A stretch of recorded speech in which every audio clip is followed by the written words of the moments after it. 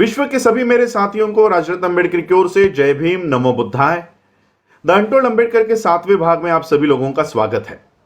यह बात है डॉक्टर बाबा साहब अंबेडकर जी के ड्राफ्टिंग कमेटी के चेयरमैन पद पर जाने की। कई सारे लोगों को आज यह तक पता नहीं है कि बाबा साहब अंबेडकर भारत के देश के संविधान को लिखने के लिए ड्राफ्टिंग कमेटी के चेयरमैन पद पर कैसे गए। एक वक्त था जब बाबा साहब अंबेडकर जी को यह सरल शब्दों में कहा गया था कि बाबा साहब, आपको इस संविधान सभा के दरवाजे ही नहीं तो खिड़कियां भी हमने आपके लिए बंद रखी है। बाबा साहब ऐसे संविधान सभा के ड्राफ्टिंग कमेटी के चेयरमैन पद पर कैसे पहुंचे। अंग्रेजों ने भारत को आजाद करने का एक शर्त रखा कि जब तक इस देश को संविधान तैयार करके नहीं दिया जाता तब तक हम इस देश को आजाद नहीं करेंगे। और इसलिए 1946 में इन लोगों ने, अंग्रेजों ने संविधान सभा का गठन किया। 298 मेंबर्स की यह संविधान सभा, ये 298 मेंबर्स के लिए चुनाव होने वाले थे और चुनाव से जीतने वाले सदस्य ये भारत के संविधान को बनाने की प्रक्रिया में शामिल होने वाले थे। बाबा साहब को इस बात का पता चला। बाबा साहब ने बंबई से इस संविधान सभा में जाने की तैयारी की। जब बाबा साहब अंबेडकर बंबई से इस संविधान सभा में जाने की तैयारी कर रहे थे, तब गांधी और पटेल ने आकर बाबा साहब से कहा कि बाबा साहब, इस संविधान सभा के दरवाजे ही नहीं तो खिड़कियां भी हमने आपके लिए बंद रखी है, हम आपको इस संविधान सभा में आने ही नहीं देंगे।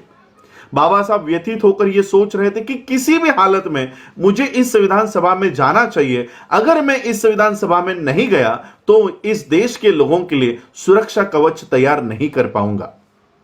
बाबा साहब की इस व्यथा को देखते हुए पश्चिम बंगाल में बैठे हुए जोगेंद्रनाथ मंडल, इन्होंने बाबा साहब को पश्चिम बंगाल में आमंत्रण दिया कि आप यहां आइए। और पश्चिम बंगाल के मुस्लिम लोगों ने और वहां की रविदास कम्युनिटी ने बाबा साहब अंबेडकर जी को वहां से चुनकर इस भारत देश के संविधान सभा में भेजा। 298 मेंबर्स की यह संविधान सभा 9 दिसंबर 1946 को इस संविधान सभा का कामकाज शुरू हुआ और पहले ही दिन का कामकाज इतना विवादास्पद है कि वहीं से झगड़े शुरू हो चुके थे। नेहरू ने कुछ मुद्दों के ऊपर वहां पर अपना प्रस्ताव सबमिट किया, उस संविधान सभा को दिया और संविधान सभा में कुछ मुद्दे पारित हो गए, लेकिन कुछ मुद्दों के ऊपर बहस छिड़ गई। कुछ मुद्दों के ऊपर बहस छिड़ गई और वो बहस इतनी तीखी बहस थी कि वो बहस झगड़ों में रूपांतर हो गया। डॉक्टर राजेंद्र प्रसाद इस संविधान सभा के चेयरमैन थे। 298 मेंबर्स को जब अपनी बात रखने का मौका मिलता तो 2 दिन के बाद और केवल 5 मिनट के लिए वो मौका उनको दिया जाता था। जब यह पूरा बहस चल रही थी, पूरा झगड़े चल रहे थे, संविधान सभा में ये झगड़े चल रहे थे, तब डॉक्टर राजेंद्र प्रसाद, इन्होंने बाबा साहब से कहा कि बाबा साहब, आप उठिए और आप अपनी बात रखिए। बाबा साहब ने देखा कि इतनी बहस चल रही है, इस बहस में मुझे कौन सुनने वाला है, मेरी आवाज तो इस बहस में दब जाएगी।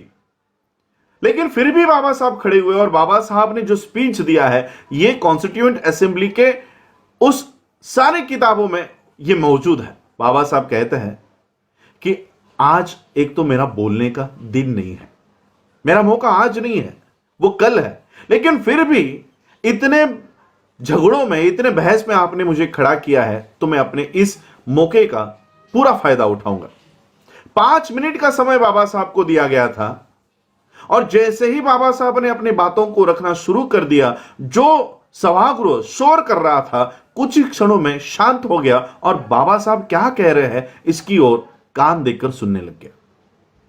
5 मिनट का समय बाबा साहब के पास था, आधे घंटे तक बाबा साहब का भाषण चला और जैसे ही बाबा साहब अपने आसन पर बैठ गए, पूरे सभागृह ने ताली बजाकर बाबा साहब का स्वागत किया। उन तालियों में एक संदेश था कि हम 298 मेंबर्स में, हम 300 लोगों में एक व्यक्ति इस सभागृह में ऐसी मौजूद है जो पूरे संविधान सभा का काम अकेली कर सकती है। ऐसी व्यक्ति इस सभागृह में मौजूद है और वो है डॉक्टर अंबेडकर। बाबा साहब ने धीरे धीरे पूरे संविधान सभा का कब्जा कर लिया, ताबा ले लिया। कोई भी सवाल हो, कोई भी मुद्दा हो, कोई भी बहस हो, पूरा सभागृह बाबा साहब के पास देखता कि बाबा साहब अब आप इसके ऊपर हल निकालिए।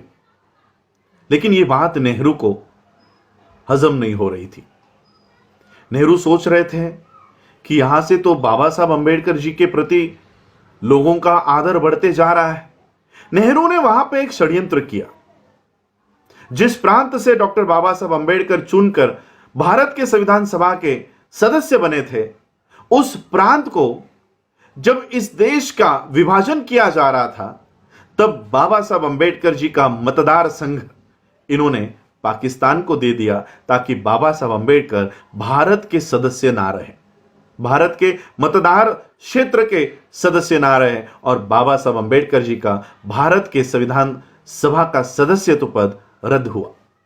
बाबा साहब को इस षड्यंत्र का पता चल चुका था, और इसलिए बाबा साहब ने नेहरू या गांधी के सामने हाथ फैलाने के बजाय, कोई मांग करने के बजाय, बाबा साहब अंबेडकर जी ने रामसे मैकडॉनल्ड को पकड़ा और कहा कि नेहरू ने मेरे साथ षड्यंत्र किया है और मेरी सदस्यता रद्द हो, इसलिए जानबूझकर मेरा मतदार क्षेत्र ये पाकिस्तान को दे दिया है।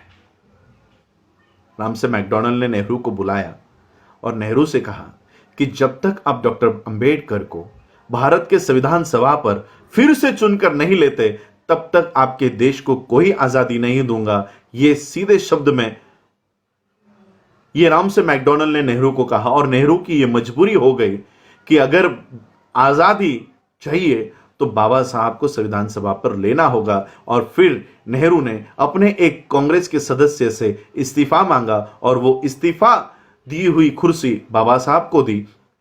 बाबा साहब फिर से इस भारत के संविधान सभा के सदस्य बन गए, और देखते देखते बाबा साहब अंबेडकर पूरे भारत के संविधान सभा के ड्राफ्टिंग कमेटी के चेयरमैन पद पर गए। 2 साल 11 महीने 18 दिन तक लगातार बाबा साहब अंबेडकर जी ने एक एक आर्टिकल को 15-15 दिन व्यतीत करते हुए, बिताते हुए इस देश का ही नहीं, भारत के देश का ही नहीं, विश्व का गौरवशाली संविधान बाबा साहब अंबेडकर जी ने 26 नवंबर 1949 को डॉक्टर राजेंद्र प्रसाद इनको सौंप दिया, और भारत को विश्व का गौरवशाली संविधान प्राप्त हुआ। जय भीम, जय भारत, जय बुद्ध।